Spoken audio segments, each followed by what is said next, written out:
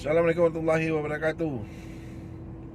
Kembali lagi saya bersama OBC Channel ya, Orang Bunian Channel. Yang nonton cukup orang Bunian saja, karena orang asli banyak yang tak betul. Saya nak cakap lah masalah Sekda nih, Sekda. Jadi saya nak bincang-bincang sikit, nak cakap-cakap sikit, nak bual-bual, nak bersembang-sembang semua dengan kawan-kawan, dengan bapak-bapak, ibu-ibu, atuk-atuk ya, semuanya yang nonton YouTube saya ni. Kita coba berbagi pemikiran ya, supaya Kepri ini lebih baik terkait dengan open bidding Sekda ini ya, yang lagi heboh-hebohnya. Dan saya sendiri juga merasa heran dengan lolosnya 3 orang ya, yang dinyatakan lolos, yang bakalan dipilih salah satunya menjadi Sekda. Dan itu juga sudah kita prediksikan. Dan ya, saya menyayangkan saja karena ada orang terbaik ya, yang seharusnya bisa menunjukkan kemampuannya untuk membangun Kepri ini ya, untuk menjalankan pemerintahan di Provinsi Kepulauan Riau ini, tetapi malah tersingkir ya. Saya tidak tahu apakah itu memang disingkirkan atau tersingkir sendiri ya. Cuman dalam benak saya, di dalam pemikiran saya, beliau itu disingkirkan ya. Disingkirkan ya. Kalau ada yang keberatan mengatakan itu disingkirkan, kita buka-bukaan saja nilainya berapa, kan bisa dilihat tuh. Kalau memang nilainya jauh di bawah 3 orang itu ya, kita terima itu. Tapi saya menyaksikan itu. Kenapa? Karena yang disingkirkan ini adalah lulusan terbaik di Krapim 1 di LAN ya, Lembaga Administrasi Negara, kalau tidak salah saya, se-Indonesia. Jadi lulusan terbaik ya se-Indonesia. Terus beliau ketika maju ikut di pemilihan di seleksi Sekda itu juga masih menjabat Sekda. Jadi kalau ada proposal ya, ada program terkait dengan pekerjaan Sekda, saya pikir mustahil beliau tidak mengetahuinya.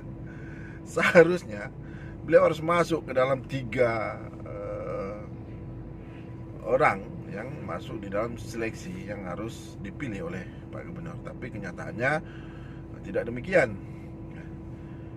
Kita melihat ya, terkait 3 orang ini yang lulus adalah Adi Perantara, Bu Misdi, dan Sadilson.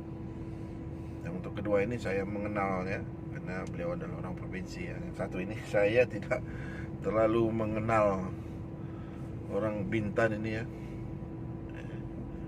Jadi seharusnya yang lulus itu juga, kalau menurut pandangan saya, kasat mata ya, Pak G. Presiden itu juga seharusnya lulus. Karena di dalam hitungan saya mustahil ya seorang Sekda yang masih menjabat aktif ya, terus tidak bisa mengisi jawaban ya, atau tidak bisa berkomunikasi. Kan kalau kita tes itu kan ada tes tertulis dan tes psikologi ya. Saya pikir itu tidak mungkin tidak bisa dijawab oleh orang yang masih menjabat jadi Sekda. Yang lulus malah orang yang tidak pernah menjabat jadi Sekda, terus bercerita tentang bagaimana menjalankan fungsi tugas atau program-program Sekda. Tentu lebih cuan, lebih mantap kalau orang yang memang posisinya di situ. Itu yang saya herankan ya. Tetapi keheranan saya itu memang keheranan yang heran dalam bentuk kejujuran yang nyata. Artinya saya heran orang pemerintahan yang memang masih duduk di sekda, ya, tersingkirkan atau disingkirkan, begitulah ya, tidak lulus di open bidding di antara 3 orang yang diajukan ke Kemendagri itu. Artinya secara administrasi saya heran, secara kemampuan seorang pegawai yang memiliki mumpuni sudah menjadi lulus di Diklat.Pem 1 secara nasional harus tersingkirkan dengan semudah itu ya. Itu kalau logikanya. Tetapi secara politik saya melihat bahwa pemilihan sekda ini lebih cenderung bernuansa politis ya.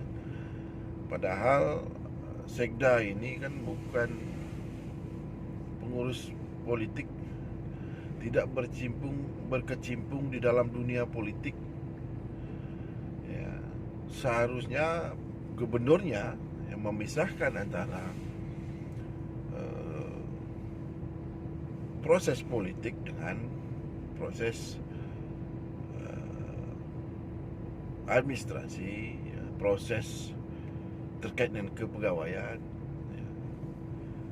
Seharusnya bisa melihat itu ya. Jadi saya lebih cenderung melihat 100% bahwa pemilihan sekda ini pemilihan politik ya, bernilai politisnya sangat tinggi ketimbang harus melakukan kejujuran ya, siapa seharusnya yang layak duduk di sekda Prof Kepri tersebut. Kalau hari-hari begini saja cerita pemerintah Provinsi Kepulauan Riau ini, maka ceritanya tidak akan pernah habis. Sepanjang hari berseteru ya, bersitegang ya. Dan saya melihat eksklusif Pak Gubernur ini ya, acara apapun saya tidak pernah atau bahkan jarang sama sekali melihat beliau ditemani oleh kepala SKPD, karena seharusnya kepala SKPD itu lebih memahami. Sekarang lebih banyak ditemani oleh staf khusus yang bukan memiliki keahlian yang sesuai dengan bidang ya. Kemarin kita lihat di hari jadi provinsi, seharusnya yang dihadirkan ketika itu ya mungkin mahasiswa atau tokoh masyarakat, biar dia menilai kinerja gubernur itu. Bukan yang dihadirkan staf khusus yang kerjanya mengatakan Pak Gubernur kerjanya bagus. Kalau Anda mengatakan kerjanya bagus ya wajar-wajar saja, karena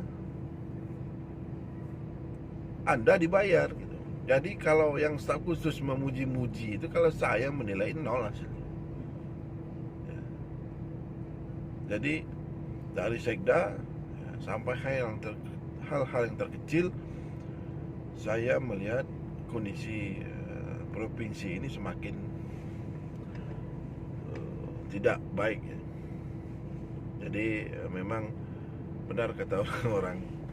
Saya dulu diingatkan sama orang-orang ya mungkin tidak usah berharap dengan gubernur sekarang ini, karena dia akan lebih cenderung kepada orang-orang dekat.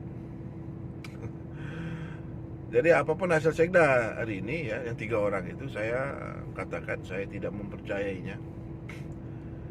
Dan saya yakin perseteruan ini akan semakin panjang sampai tahun 2024. Perang ini akan semakin seru ya. Dan saya lebih cenderung memuakkan. Kemarin Pak Gubernur mendatangi seorang tokoh pejuang Provinsi Kepulauan Riau, yaitu Dato' Uzrin Hud. Dan setelah bertemu, saya dikirimkan gambarnya, ya. Gambarnya dikirimkan. Terus saya menghubungi Datuk Uzrin Hud, ya, waktu itu banyak hal yang diceritakan, ya. Tetapi saya dapat setelah itu saya bertanya dengan orang-orang dekat Datuk Uzrin Hud, "Tuh gubernur ngapain datang ke Masjid Datuk Uzrin?" Ya, jawapannya, gubernurnya datang tidak diundang, jadi diundang dengan tiba-tiba. Itu seperti jelangkung, ya. Jelangkung itu datang tak diundang, pulang tak diantar, ya. Kabarnya berjumpa untuk melakukan klarifikasi, tapi klarifikasi apa saya kurang jelas, ya. Kenapa tidak dari awal setelah semuanya terlihat amburadul dan kacau begini? Apakah mau rekonsiliasi atau tidak? Saya tidak tahu, ya. Jadi kita kembali ke sekda tadi. Saya benar-benar tidak mempercayai hasil. Ya, saya bahkan menuntut gubernur untuk membuka di antara sekian banyak orang, sekian atau 8 orang, ya, tidak salah saya mengikuti seleksi sekda itu, dibuka saja, ya, hasilnya. Kalau memang sekda Ko Batam mungkin di bawah mereka, ya kita terima. Tapi seandainya Sedeko itu memang lebih tinggi dari mereka, harus berani ngambil risiko untuk memasukkan Pak Sekda Kota Batam ini di dalam 3 yang lulus, yang bakalan dibawa ke Mendagri. Dan saya mendengar cerita-cerita, ya, cerita-cerita yang menguji itu kan deputi, menguji calon sekda ini. Jadi ada anekdot para calon sekda itu mengatakan ini mau menjadi sekda atau mau menjadi deputi. Aneh-aneh saja, ya. Jadi sebelum lagi panitia pansel, ya, panitia seleksi, terutama Dr. Fauzi yang mantan pengurus Golkar, ya. Dari awal video saya tidak meyakini kenetralan beliau, ya. Diragukan netralitasnya, ya. Dan secara akademis juga saya meragukan. Seharusnya seorang akademis memiliki tingkat netralitas yang tinggi, ya, karena tidak memilih kepentingan mereka, tetapi netral untuk kepentingan masyarakat Kepulauan Riau, ya, untuk provinsi Kepulauan Riau lebih baik, ya. Jadi begitu saja yang pengen saya sampaikan, ya, untuk saya panjang-panjang sangat. Sekali lagi, ya, saya tidak percaya dengan hasil seleksi tersebut sebelum hasil seleksi itu dibuka ke depan publik. Saya katakan saya siap kalau saya punya kewenangan untuk itu, saya akan siap mempetun hasil nanti kalau sekdanya dilantik, dan saya akan coba berkonsultasi dengan PT UN, apakah saya punya kewenangan untuk mempetun hasil sekda itu, ya. Sekalian mau kita ramaikan sekali Pak Gubernur provinsi ini, ya, sampai tahun 2024 saya siap untuk meramaikan provinsi Kepulauan Riau ini, ya. Ya, mudah-mudahan nanti. Tadi saya ketemu dengan teman, kata teman sekarang rapatnya tidak lagi di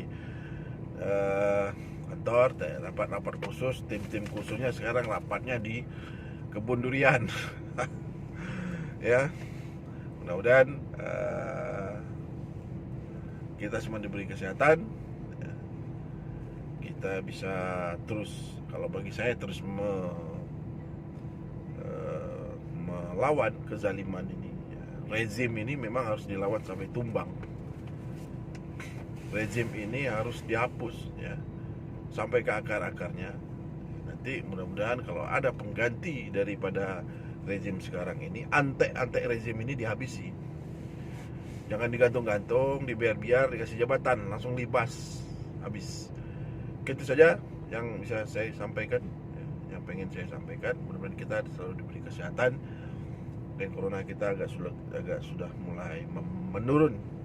Mudah-mudahan kita tidak pergi lagi menggunakan vaksin, harus antigen dan segala macam. Tetap semangat, kita lawan kezaliman ini sampai ke akar-akarnya. Assalamualaikum warahmatullahi wabarakatuh.